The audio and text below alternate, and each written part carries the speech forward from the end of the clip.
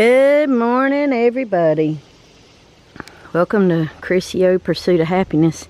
Been a while since we went on a little walk. But as you can see, the grass needs cutting. Things are kind of a messy mess right now. We've been without rain for a little while again. We did go through a spell where we had nice rain showers just about every afternoon, and then rain will pop up on the radar and completely bypass us. So I just kind of wanted to show you some of the things that, even with, as you can see, the water hose down here, and with all the Miracle-Gro fertilizer and things, what has lasted and what I'm going to have to replace. So let's look right here. My coral bells, 3 of them. 1, 2, 3. The one in the back, way back there, green as a gourd, doing good. But these 3 right up here at the front, no way, Jose. They are toast. I was hoping if I left them there for a while, maybe something would come up. But in checking the bottom stems around there and close to the root, they're so dry I could probably just pluck them right up out of the ground. So they're gone. Ligustrums did wonderful. You can see we've still got a tree to clean up back here, and we've got to put some more stuff out here to get rid of all this brush that's come up. And the grapevines keep coming back. Thank you, dear. I appreciate that. Anyway, let's get moving. So I lost a bunch of things out here due to, you know, even though we were watering, rainwater is the best. Rainwater is totally the best water ever. We just have had a tough season this year with rain and water, and everything's so dry, and we have to keep watering things. So here we go. I had some stuff in the pan that we transplanted, and it's doing fairly well. It came from Granny's, imagine that. This right here, I'm like, oh no, not this. It was so pretty. We water, we do everything we can. Some things you're just going to lose. That's just how it works in plants and gardens, especially being an unconventional gardener like myself. It kind of is what it is. You know what I mean? So this over here doesn't look too awfully bad. We've got some weeds and things that we got to get rid of, but other than that, it's pretty good. Nana stopped by, and she had been to the Hobby Lobby, and we have these little metal sculptures that you see all throughout here. We'll take a little look around this way. Some of the purple ligustrums, there's 2 on that side over there. They are completely gone. This one right here is trying to hang on a little bit, and we have a few other little things that are like, oh, I'm trying to make it, I'm trying to make it. Rosa Sharon's doing pretty good. This purple clover right here has actually done fairly well, believe it or not. And I'm so sad about my other ligustrums. I have lost all 4 of them due to these drought issues. Even with setting the sprinklers and the soaker hoses and all the things back here, they're gone. I mean, you can barely even see them. They blend in with the ground now. It's probably gonna compost mulch them down if they don't do something in the next couple of weeks, and when fall gets here. Anyway, sad, but moving on. All of this stuff still needs weeding again. We did go through and weed all of this stuff in between. I have a boxwood that's pretty sick right now, so I've got to, or a compacty boxwood over there that I've got to work on. Everything else is hanging in there. Butterfly bush has done great this year. That one is trying to hang on just a little teeny tiny bit. When we had a lot of rain, it brought a lot of trash and a lot of stuff down here on the ground that you can see. We've got to come back in and rake. Ligustrums there. One side of it got pretty burnt. I'm like, really? But it just happens, it kind of is what it is. There's the cannas. We have our japonica camellias. They're still hanging in there pretty good. They're pretty drought tolerant. We did plant some of this nice pretty little tater vine here. This actually came back out pretty nice, so I can't wait to see what that is going to actually do.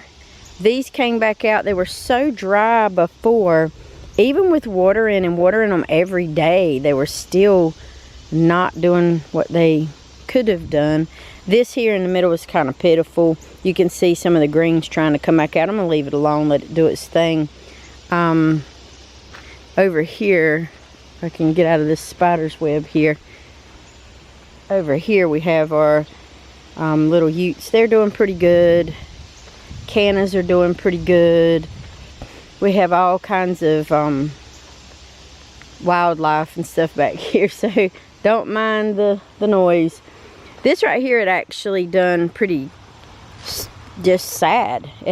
Just was really sad too, but it seems to want to come back out a little bit, so we're going to give it a chance. That did not make it right there. Sad little thing. This is trying its best to hang on to its little leaves. It's a japonica camellia. I had planted 3 big ones right back here in the back so they could fill in that space, and then I could define my path that I was walking a little bit better. Pachysandras, lovely. Mexican heathers, lovely. You know, I've got some liriape, not ligustrum, liriape. Some more pachysandras in here. We got a lot more weeding to do. Just some more nice little things. The hosta looks a little funky, but other than that, I think we're trying to hang in here a little bit. I have one thing that is flowering right now. It's just a cute little flower, but there it is. It's trying to hang in there, and I hope I can hang on to it. Some seasons you get that are good. Some seasons you get that are pretty wonky and just not good. We put these in the bucket. They seem to be hanging in there doing pretty good. And that's just about how it goes. Some things are drooping a little bit this morning, but we'll get the water hose out here later on today and get it rolling. So this is how it goes. Unfortunately, when you have plants and gardens and things, you can expect some seasons to be beautiful and some seasons to be not so beautiful. Even the ferns took a heavy hit. Remember when I showed you in one of these videos, the ferns were just so thick in here, and you can see that they took a really big heavy hit. And even looking over in my little creek, there's nothing, no water, absolutely nothing in there. Absolutely nothing in the creek. But it happens, and sometimes you just gotta take the good with the bad and take your losses and replace what you can. You can see all the sand back there. There's no water. Nowhere. Nowhere, not at all. So this is morning before any kind of showers or anything. I just get up, come out here, talk to my plants for one thing. Tell them it's going to be a good day, even if it's going to be another 98 degrees or 100 degrees or whatever it feels like. I'm like, hey y'all, it's going to be a good day. I'm going to get you some water. We're going to get you all the things that you need. And just do the best we can. It's all we can do. You know, plants, they need everything, you know, that we need, literally, to survive. You got to have, you know, water. You got to have food. You got to have some sort of nutrients. You got to have care. And you got to be fertilized to be what you're supposed to be and what you're created to be, and be a good plant, not a noxious weed. So there's a lot of similarities in how we all respond and how we all grow and what we choose to do with ourselves and our lives. if you want to be a noxious weed, then you're not going to have very many fans, and not very many people are going to want to be around you in or throughout your life, because nobody wants that. Nobody wants that at all. We don't want to be around something that's going to try to choke us out, or not have very pleasant flower. And we can't very well bloom where we're planted if we have these things around us. It stifles us down, chokes us out, and then, you know, we become not what we're supposed to be for good for others, good for ourselves, good for family, good for many things. So we can't thrive. We can't live and we can't thrive. So my purpose in planting and showing you guys all of these flowers is to show you there's some that's just not gonna make it no matter what you do. You try and you try and you try, but you do everything you can, and for whatever reason they don't bloom, they don't flower, they don't do anything. And maybe what we're giving them is not right. Maybe the soil's not right. Maybe the environment's not right. Maybe they're not meant for this zone. Maybe there's a lot of factors into play when it comes to why something doesn't do well. So what you put in a plant is what you're going to get out of it. It's no different than what we do for ourselves. What you put into yourself is what you're going to get out.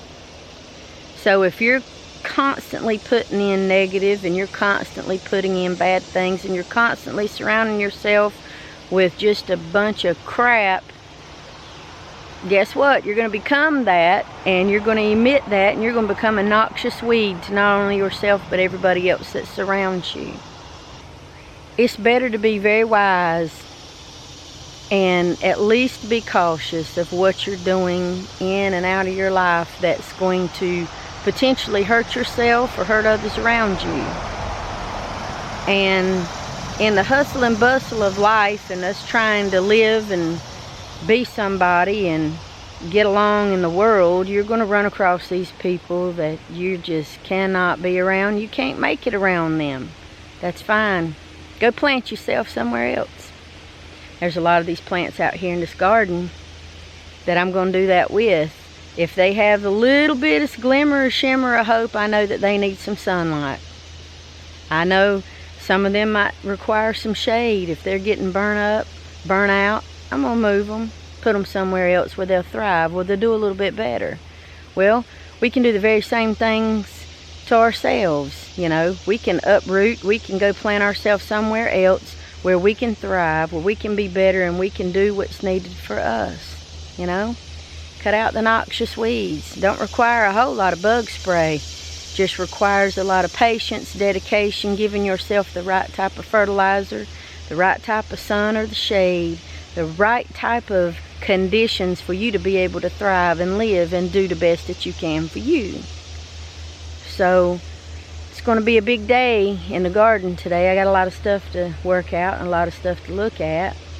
And then in several more weeks, it's going to be fall. We're going to be planting again. So we're going to be showing you some more stuff that we're going to be working on and planting on. And I hope you guys got a little something out of this garden tour today. I know things seem random at times, but that's my life. I like it like that. There's no rhyme or reason to what I choose to do or what I choose to put out for content. I'm not very methodical, and I'm not very predictable as far as that goes. But I like it like that because it makes things fun and it makes life just more interesting for me. And that's going to be all that I'm going to show you guys for today. So I got to go run back in because it's hot and we're all sweaty and yucky. And we got to get to work. We got to get to work cleaning out some weeds and get to work working in this yard, doing some other things, seeing what other good can come out of today. There's going to be a lot of good because we got to keep a positive attitude. So with that being said, you guys like, subscribe, share, follow me on wherever. I'm all over the place. Facebook, Instagram, TikTok. It's just random strangeness and just fun stuff. Things that you might find interesting. But I hope these little garden talks and walks help you. They sure do help me. I'm gonna flip you back around, give you one last look, and we're gonna call it a morning. So, bye y'all.